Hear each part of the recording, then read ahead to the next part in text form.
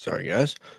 Welcome to the line change. In this video, we're going to be talking about the latest update from Patrik Allvin that happened during the end of season media availability between Allvin and Rutherford. They talked a little bit about Tom Willander and the most recent update when it comes to when Willander will sign with the Vancouver Canucks. And people aren't going to like this latest update. So I'm going to go ahead and say, as I put into the video title description, Ruh Roh. This latest update is brought to us by our friends at Canucks Army. This article, which as I always do, I'll leave a link to in the description down below. We're also going to go over a other article, not necessarily article per se, but we're going to talk we're going to go through JPAT'S Monday Canucks mailbag, where he discusses Tom Willander and him intending to go back to school for a third year at BU instead of signing with the Canucks. So this article, as I mentioned, is from Canucks Army, and it goes as follows. Vancouver Canucks general manager Patrik Allvin spoke on unsigned top prospect Tom Willander at their end-of-season media availability. This is a quote from Patrik Allvin. His advisor has informed us that he was going back to school. Our staff has been in communication. Michael Samuelson and Komisarek. Mike Komisarek has built a great relationship with Tom during the year. They felt that he was ready to turn pro after 2 successful years in Boston University. I mean, it's a lot of money for a young player to pass on, but that's the information we had here as of last week from his agent, that the intention was to go back to school. Negotiations between the Canucks and their prized defensive prospect have reportedly been slow and quiet. Many insiders have claimed the main sticking point is the quantity of Schedule A bonuses afforded to him in his entry-level contract. All reports have indicated that Willander was ready to turn professional. However, the Canucks have not closed the book on signing Willander this summer. Goes on to quote Patrik Allvin once again. We'll continue to work with Tom, and he's coming in here for development camp. Great relationship with him. I think this is part of learning how to be a pro and what the next step will become. The money involved that you're turning down to go back to school, but that's a direction as of last week. And then it goes on to talk about how Willander's advisor, Todd Diamond, responded to Allvin's comments through Donnie and Dolly's Rick Dollywall. And this is a quote from his advisor. Our intent was/is to turn pro, but if we don't agree on a contract that Tom and his family are comfortable with, returning to BU and other situations become possible over the next few seasons. So just digest that for a second there. He says over the next few seasons. Now, I don't know about you guys, but I don't like that wording, saying over the next few, as in what, 3? Multiple seasons. That's not sounding so good when it comes to, Willander. And it'll be a real drag if the signing bonuses or the Schedule A bonuses are, halting this. Like, seems like the Canucks put a whole lot of money on the table for this 20-year-old kid to come play pro, but they can't come to an agreement on bonuses. I don't know. I don't know too much about the whole bonuses thing. I'm not as, in tune with like prospects and stuff like that. I don't have a whole lot of knowledge on, what they go through and bonuses and stuff like that. So I don't have much, knowledge of that, as I mentioned.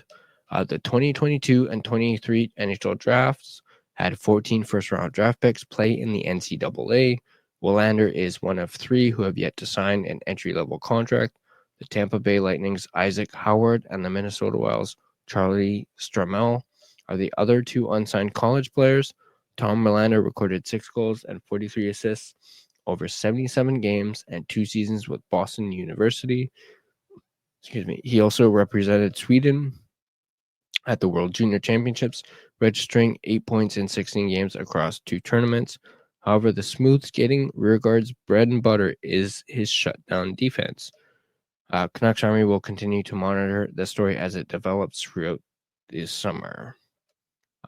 So there's that. That's not looking good at all for the Canucks. Now I want to beg the question to you guys. Do you guys think the Canucks should be worried at this point? Some people, were worried that, he returned to class and didn't sign right away. Some were even saying, oh, he doesn't want to go to, Abbotsford. He doesn't want to go to the AHL. He wants to go straight to the top. But obviously the Canucks, having not made the playoffs, there was no sense for that. People were throwing that out there, especially with him, having been eliminated in the Frozen Four and then returning to his studies. And now apparently he's going to Sweden to play hockey in Sweden. So things have been all over the place, but, are you guys worried? Are you guys as fans worried? Do you guys think the Canucks should be concerned at this point? Let me know in the comment section down below. But let's, before I shift into the second article that I want to go over, let me quickly do my sponsor read, and then we'll dive right into that second article from JPAT.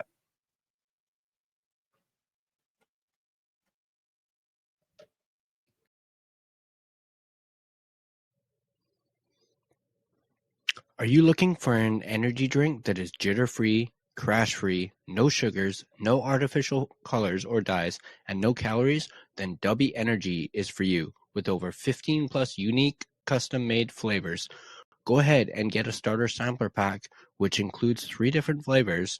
Use code TheLineChange to get 10% off your next purchase. Dubby Energy, your taste buds' favorite energy drink. All right, let's dive into that second piece. There we go. Okay, so JPAT'S Monday mailbag. Obviously, this is from JPAT of Canucks Army, Jeff Patterson. And it starts off as the offseason is officially upon us. This was from yesterday. Offseason is officially upon us. Last season, the Vancouver Canucks played until the May long weekend. This time around, they didn't even make it to Easter. It means we will all have a little too much time on our hands for the next 4.5 months. Excuse me, he's not wrong there. 4.5 months.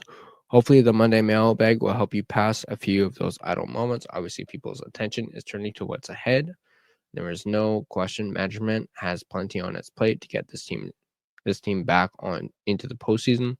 We will continue to field your queries over the weeks and months to come. The mailbag may get scaled back at some point over the summer, but until then, if you continue to submit questions, we'll do our best each week to answer them. So let's jump right in. This particular question asks, who are a few ex-Canucks in the playoffs we could be cheering for? He goes on to say there are plenty of former Canucks vying for the Stanley Cup. Travis Green, Nolan Baumgartner, Mike Yeo, Adam Gaudette, Matthew Highmark, Travis Hamonic in Ottawa, Chris Tanev and OEL in Toronto, Jacob Markstrom, Curtis Lazar, Justin Dowling, Daniel Sprong in New Jersey, Jalen Chatfield and Riley Stillman in Carolina, Nick Dowd, Anthony Beauvillier and Ethan Bear in Washington, Nate Schmidt and Jonah Gadrovich in Florida, Luke Shen in Winnipeg, Casey DeSmith in Dallas, Andrei Kuzmenko and Kyle Burrows in Los Angeles, Tanner Pearson and Ben Hutton in Vegas, Jimmy Vesey in Colorado, Troy Stetcher and Vasily Podkolzin in Edmonton. If I've done my homework, Tampa, Montreal, St. Louis, and Minnesota are the only teams without former Canucks on their playoff playing rosters. I did not know that. This next question asks about Tom Willander. With the Willander situation, is it better to view him as a potential trade chip now or keep believing he'll sign? And this is why we're talking about this article, because we're going to talk about, with Willander choosing or apparently intending to go back to school for a third year and potentially 2 more years.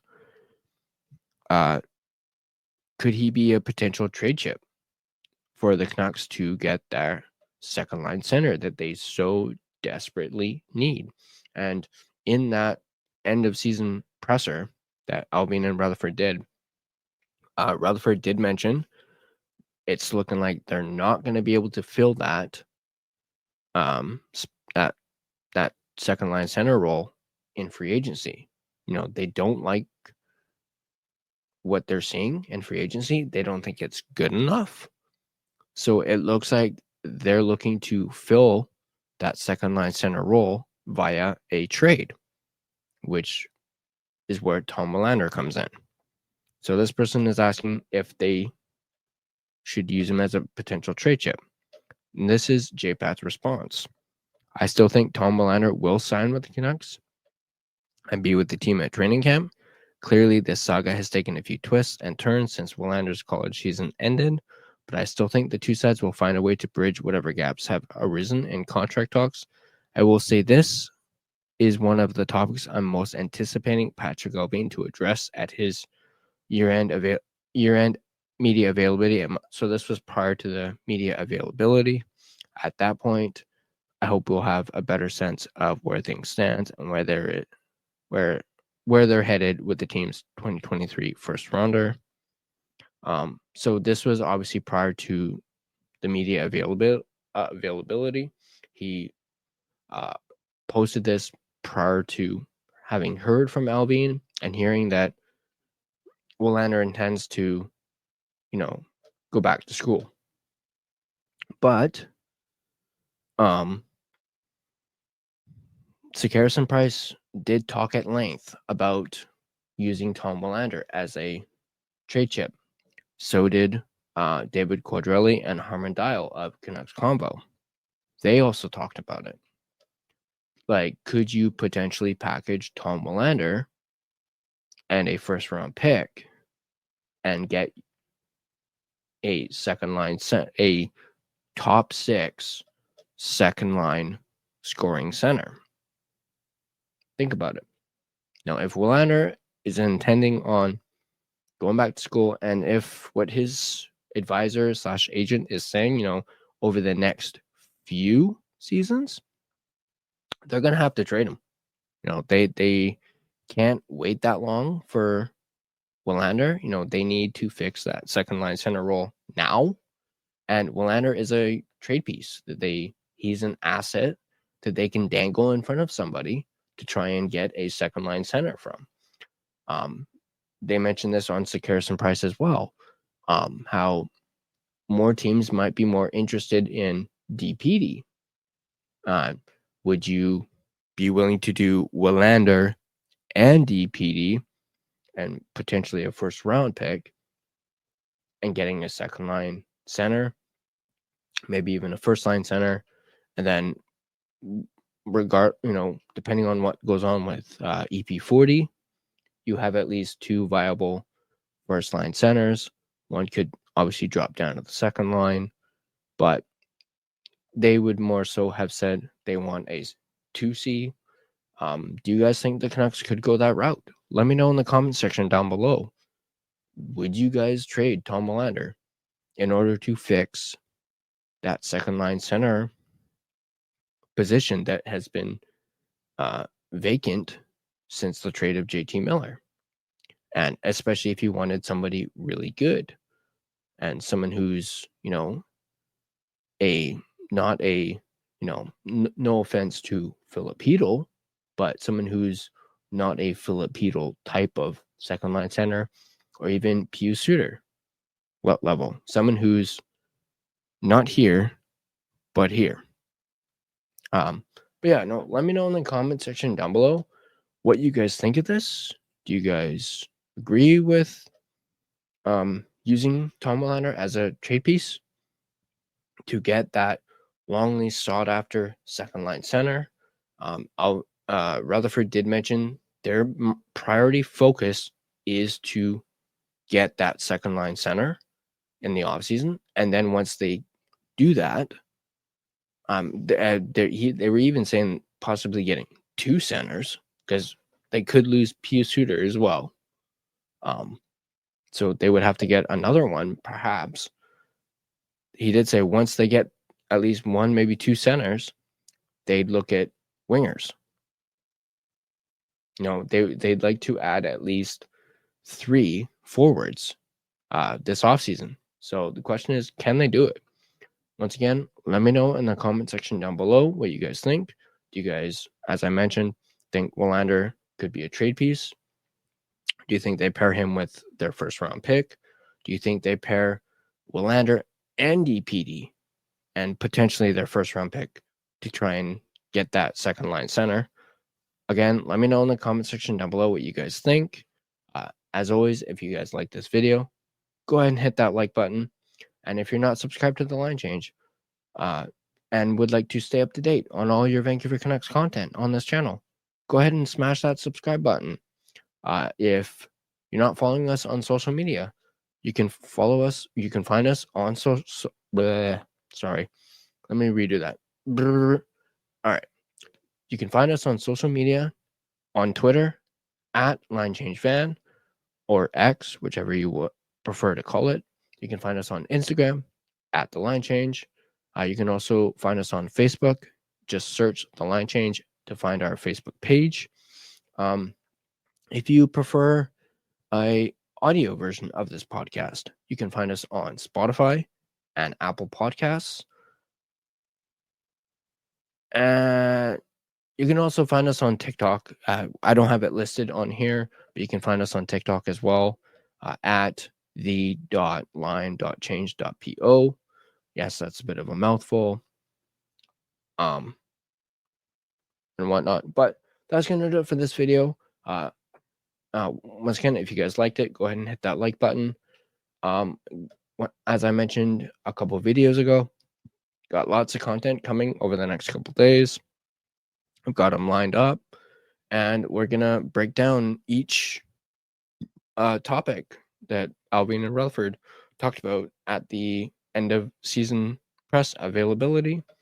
We're also going to talk about Brock Besser and do like a career retrospective on him potentially leaving. We're also possibly Thursday, maybe Friday, we'll dive into Jim Rutherford's comments about Rick Tocchet and whether or not he will re-sign with Vancouver. We're going to wait till then because they're saying that Tocchet could be making a decision by the end of this week. So we'll have that video at the end of the week, and hopefully we'll know by then if Tocchet is staying or if he is choosing not to re-sign with the Canucks. But as I mentioned, that's going to do it for this video. As always, go Canucks go, and I'll see you guys in the next video.